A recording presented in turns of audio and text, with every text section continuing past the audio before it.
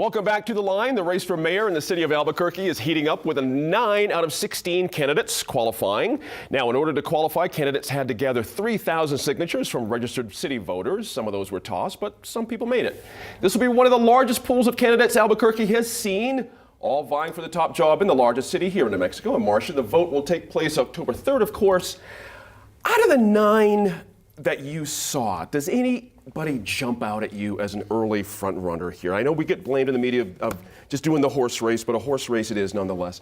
Anybody out of the gate quickly in your view? You know, I think that it was really interesting to see the fundraising numbers.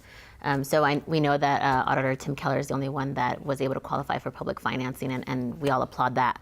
But the top 3 tier, I mean, that was City Councilor Dan Lewis, County Commissioner Wayne Johnson. Yep. Thank you.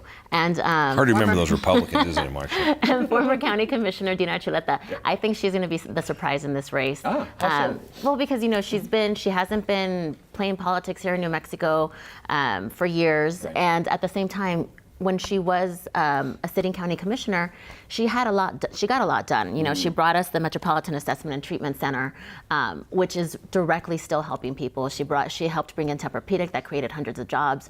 You know, and folks are really tired of politicians that are all lip service. Right. I mean, we've got a president that's destroying the country day by day. You know, we had a session where we saw the governor just really. She didn't want to govern, she just wanted to play politics.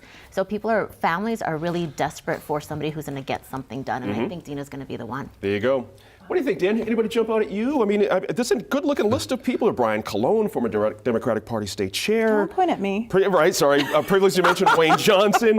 Ricardo Chavez, he's the fellow that runs Parking Company of America, a lot of dough. He's been around town a long time. Augustus Gaspadrati, the UNM student. It's a good field. I mean, you know. Oh, it's going to make for interesting debates. Yeah. I mean, I would think that, you know, historically, it's hard for Republicans to retain these types of positions, right? Okay. We get an opportunity to be the mayor or serve 2 terms. Normally, demographically, by the voting patterns, we don't get given that opportunity again for a little while. Right. I have been a constant critic of R.J. Berry, as you know. I don't think he's set up a great opportunity for a Republican to be elected. I think kind of the 2 people that kind of struck me kind of leading out there is Dan Lewis on the Republican side. I mean, you know, he's been out there as a city councilor. He, you know, got in the race for Congress. Yes. You know, got some name recognition out there. The other one is he's organized. He's organized. The other one is right. Brian Colon. Yep. You know, I mean, Brian's was early working it. He's the ultimate party insider. You know, I think some people would tell you that Brian's kind of paid his dues. You know, he's helped every candidate that could come along on the Democrat side. So at some point, I think at the end of the day, when you look at the list of candidates, you know, if it was only Dan Lewis or Wayne Johnson, I think it'd be a real opportunity for one of those guys to get it.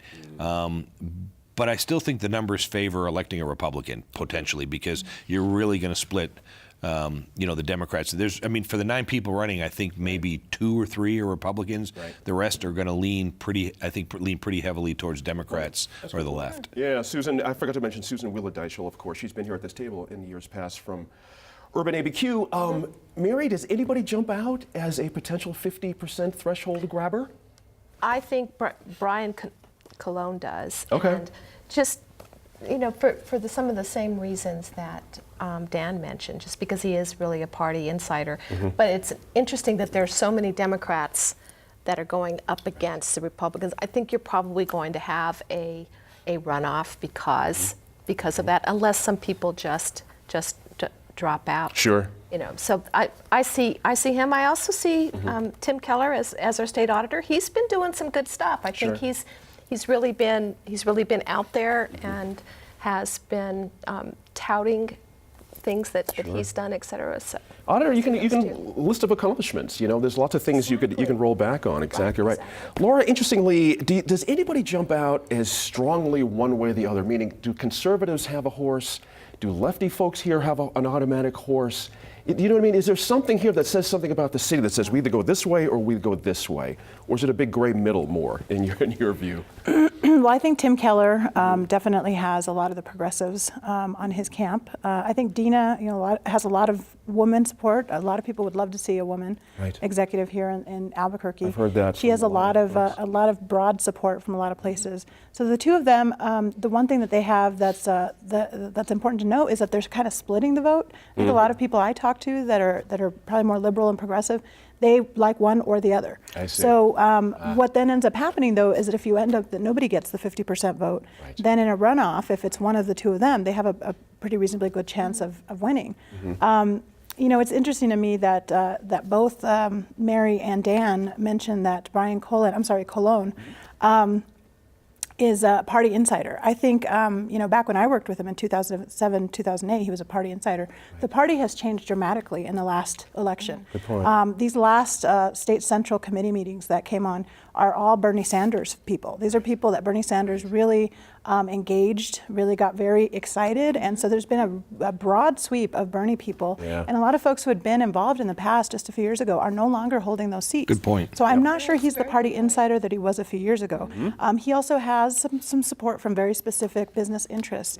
And his firm also has a lot of contracts, has had over the last few years, a lot of contracts with the city, both under Marty Chavez as well as under R.J. Berry. That's going to be an issue he's going to have to address because there could be conflicts there. And so I think there's a lot of questions there for debates. What do you make of Dan's point about the Republican side of things and people's potentially, coming into conflict with each other and splitting a vote? Well, I think there's always that potential. Right now, I would agree that Dan Lewis and Wayne Johnson are the two front runners there. They have the most name ID. I think Dan Lewis has a strong record on the west side. He was my counselor before we sort of redrew lines, and he's had a very effective outreach. His constituent outreach has been very good. He's very responsive. He's also got, from the reports, it looks like he's gotten quite a few donations from other Republicans, and then I think Wayne Johnson has the advantage of having a county-wide seat. That's right. So he's able to have more of that population, whereas That's no Dan Lewis small has thing. been. I think Dan. west I think side. one of the things that helps Dan also is Dan does have a pretty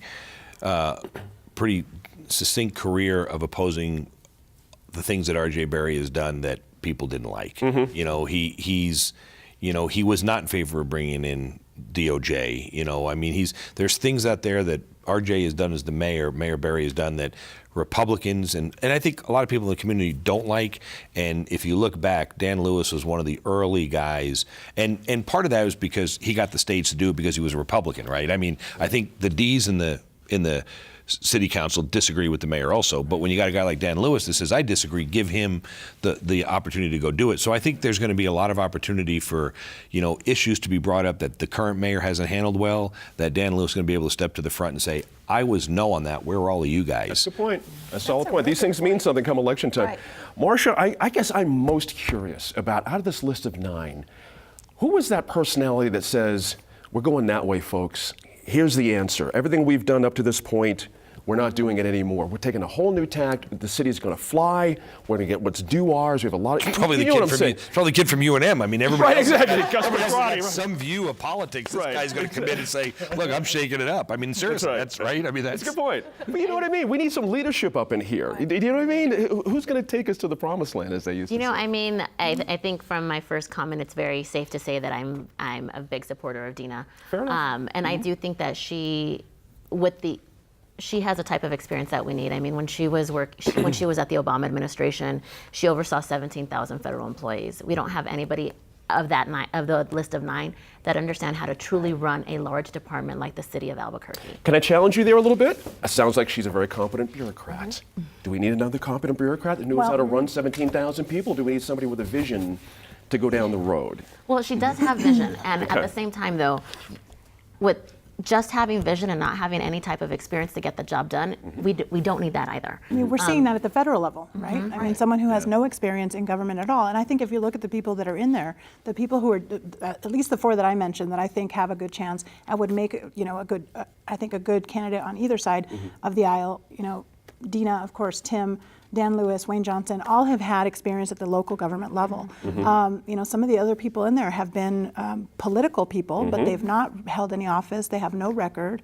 And so do you want someone who's basically a politician, or do you want somebody who can actually administer and solve real problems? Sorry, didn't mean to cut you off there. right. That's an interesting point. Is it the tenor of the times that we just don't want somebody without any experience Well, running a 36th largest city in the look who country? we've elected as president, so I Yeah. don't think that, you know, Right. I don't think that that's the tenor of the times. Okay. And I think you all do raise very good points about experience and just the fact that where we are, where the city is now, the problems that the city is having, Right. we probably do want someone who's got some experience, et cetera. But again, somebody like Brian, who I think with his skills as a lawyer can build consensus and can lead and can pick the right people. I think that's something too. That's a good point. You know, I'm looking for a personality here. You know what I'm saying, Dan? You know, I love competent bureaucrats. They make the world go round. Nothing wrong with that. But somebody who can like move people. No, right? so Somebody there's who a can difference move hearts between and making the minds. trains run on time and having a vision and getting us there. And, you know, I think it's going to be a unique question for the citizens, you know, the voters of Albuquerque. I mean, are you going to elect someone that can come in and say, whether it's Dina that says, hey, I've got this experience that's been in elective office, been working in government.